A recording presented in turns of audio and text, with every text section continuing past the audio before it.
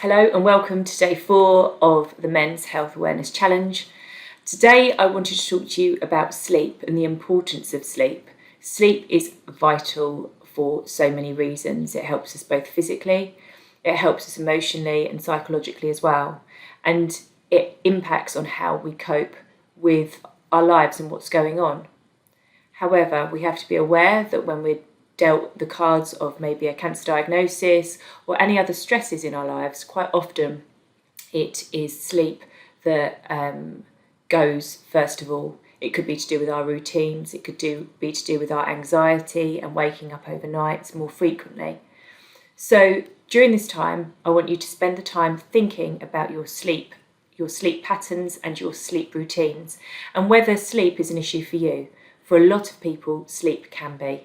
So trying to improve our sleep, even if we think we're getting quite a lot of sleep, can make a huge difference. I was told recently that the definition of insomnia is not sleeping through the night for 3 nights a week for a total of 3 months. So if you're having disturbed sleep for 3 nights of a week for 3 months, then you would be diagnosed with potentially short-term insomnia. And I think that's just really important to be aware of, that actually people do struggle with insomnia and actually aren't aware of it, about how it would impact on their life. So let's just think about some top tips that you can look at in putting into your life to help you improve the quality of sleep that you're getting. So the first thing would be to look at what we're eating and drinking. So not eating and drinking late at night. The second thing would be to look at our alcohol and caffeine intake and trying to cut out caffeine and alcohol, like either cutting out alcohol entirely or having caffeine much earlier during the day. So not drinking it, say, after midday, if that's something that impacts on your sleep. It might be that you want to try it for a while to see the improvements that it makes.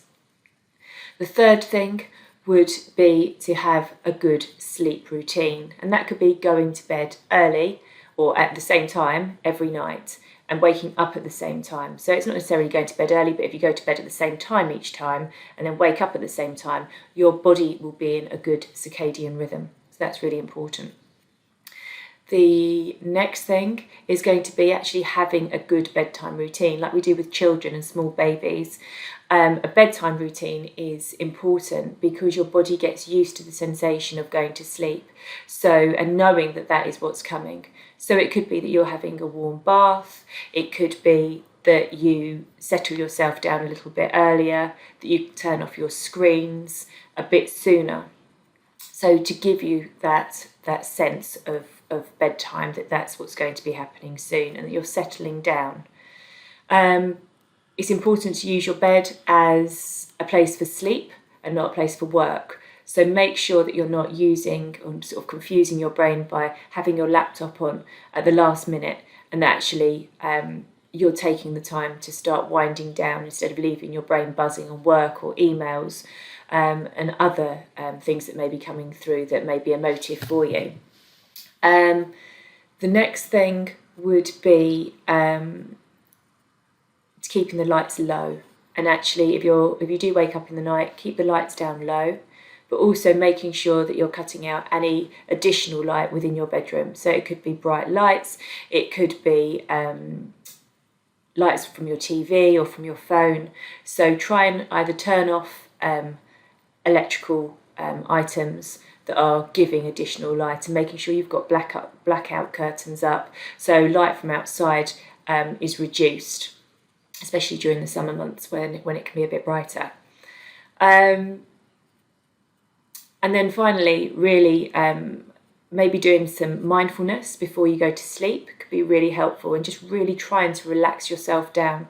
Try some meditation. I know we've discussed that before, but we do have lots of meditations for you to be aware of and for you to try, and they do take practice, but if you start getting used to doing them, you can really relax yourself down into a good sleep if you do wake up, and trying to still your mind.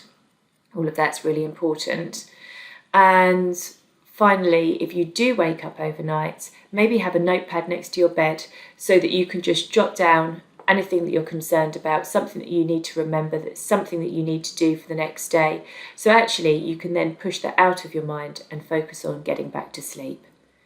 So this doesn't all have to happen over the course of a week. This is something you'll be changing and trying out and trialing to see if it improves your sleep over a number of weeks. So choose one item and include it in your bedtime routine.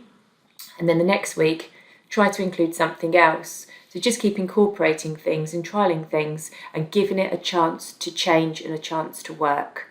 So all of these things can be useful for different people who feel that they're not getting enough sleep, but definitely getting better sleep will help you cope better, and that goes for everybody. So I hope you found this useful. I hope you can look at your sleep and just see if there's any tweaks and changes that you could make. I'll see you tomorrow.